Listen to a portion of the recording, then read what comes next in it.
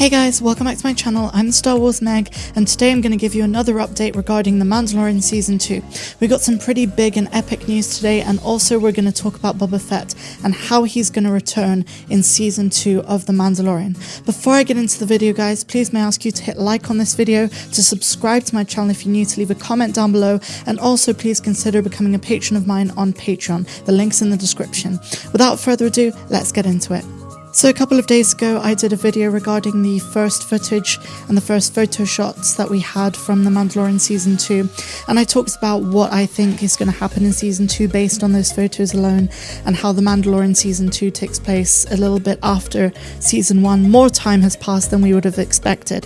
So I've been browsing the internet looking for more Mandalorian news to update you guys with, and out of all the articles which have been pretty much saying the same thing, there was one that really grabbed my attention that I want to talk to you guys about. And this is from Insider.com, and they really go into the ins and outs of what we can expect from The Mandalorian Season 2. I've chosen some excerpts from that article to read to you now. The title is The Mandalorian Season 2 teases a Game of Thrones-like evolution for the series as it adds new characters.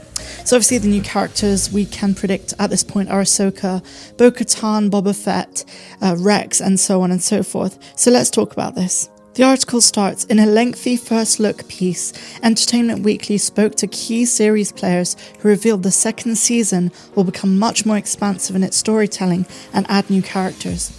As we introduce other characters, there are opportunities to follow different storylines, says Jon Favreau. The world was really captivated by Game of Thrones and how that evolved as the characters follow different storylines. That's very appealing to me as an audience member. Though Disney hasn't confirmed it yet, stars like Rosario Dawson and Timothy Olyphant are reportedly joining this next season. With these new characters, it seems Favreau and fellow executive producer Dave Filoni are looking to expand the story beyond what Mando is doing. At this stage, I just want to stop the article and talk about something that I read also on Entertainment Weekly the other day. They were basically talking about how Jon Favreau had such a big plot twist in this season, in this upcoming season, Season 2, that he claims it's going to be bigger than The Empire Strikes Back. And obviously he means the plot twist when Vader revealed himself to be Luke Skywalker's father. So what in the world is this big plot twist? We can only speculate. In my opinion, it has something to do with Baby Yoda's arc. Go watch the video I uploaded earlier today about what I think Baby Yoda is all about and why he's evil.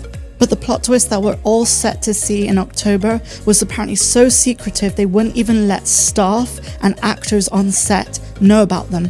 Cara Dune and the actress who plays her, Gina Carano, Giancarlo Esposito who plays Moff Gideon, and Pedro Pascal who plays Mando all had to walk in on set wearing hoods, and sometimes they were blindfolded so that they wouldn't see certain parts of the set. They're leaving this so secretive because they want it to be completely mind-blowing, and trust me, we're all teased to the point of just edging at this point. We just want to see something out of The Mandalorian Season 2, and I think the plot twist will completely knock us off our feet. So let's carry on with the article. This is from Pedro Pascal, who obviously plays Mando. He says, "We start very directly after the first season, and he's going into very dangerous territory."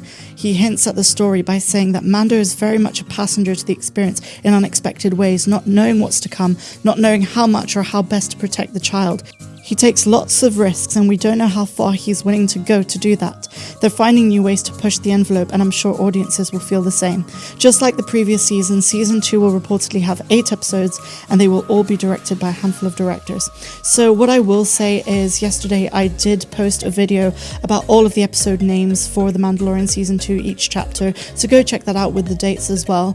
I'm not sure if they're going to do it episode by episode. The speculation is that they will, so every Friday we'll get a new one. But some people are saying that they're going to do it in 2s. We'll just have to wait and see. But go check out my video about what's going to be in each one. So concerning this Insider article, I think the takeaway is that we can expect a very Game of Thrones-y Season 2. Some really new characters, some really interesting plot points that we've never seen before. They're going to take Star Wars in a new direction while keeping the old fan service, you know, with rumours of Bossk and Boba Fett and Rex and Ahsoka and Bo-Katan. With all the fan service, don't get me wrong, I'm really happy. I just hope they utilise the characters correctly. You see, there's a very fine line between using characters as fan service to please a fandom, especially the Star Wars fandom, who are very picky and want to see characters that we've only seen in animated form. But on the other hand, it's so easy to overdo it to the point of it's like, oh, it's forced. Kind of like in The Rise of Skywalker and in The Force Awakens. A lot of people felt that it was forced fan service. I felt it more so in Episode 7. But the point of this is, I don't think that will happen because Dave Filoni follows in the footsteps and the legacy of George Lucas himself. He never really went with the whole new Lucasfilm sort of thing. He got all of his advice from the main man, George Lucas himself. Jon Favreau, being a fantastic director, also knows how to balance things excellently. The proof is in the pudding with regards to season 1 of The Mandalorian. So season 2 will deliver, and will deliver with a complete packed punch. We're in for something huge, guys. Just trust me on this. We're just going to be in for something huge. And I do appreciate if you stick around on my channel during late October, early November, all the way through, because I'm going to be doing episode breakdowns and Easter eggs for every chapter of The Mandalorian season 2. So in the second half of this video, I want to talk about Boba Fett. He's a very contentious topic right now in the Star Wars fandom, because while fans are very convinced of Bo-Katan and Ahsoka showing up, there's a lot of divide with regards to whether the Boba Fett thing's a rumor, whether we'll see him in season 3 after season 2, or whether he'll be in it at all. Of course, everything is speculation at this point.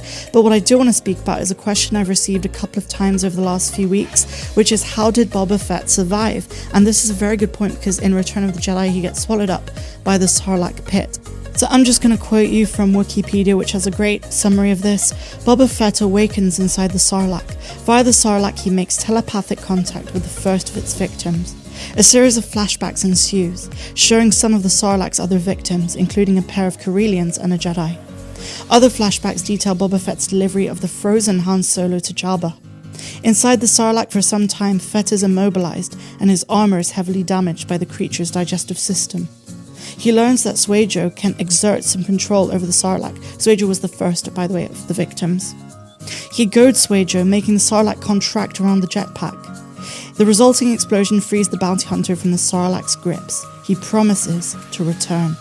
Boba Fett is injured, but still alive. Now, let me just repeat those words.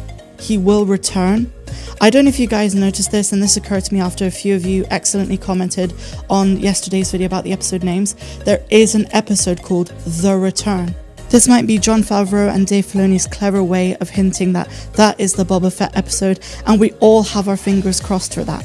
So that's pretty much all I have for you guys today. I really hope you enjoyed my video. Check out the ones I've been doing over the last couple of days and the one I did earlier about Baby Yoda and the whole cloning facility on Kamino.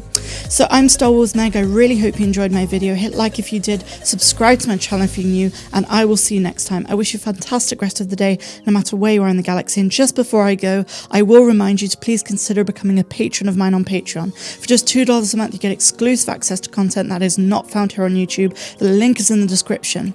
If you're feeling more than generous, then there's also a $10 patron, which is my platinum tier, and you get weekly and monthly Star Wars explained videos, as well as early access to my videos here on this channel, Q&As, video requests, all that good stuff. So do check that out.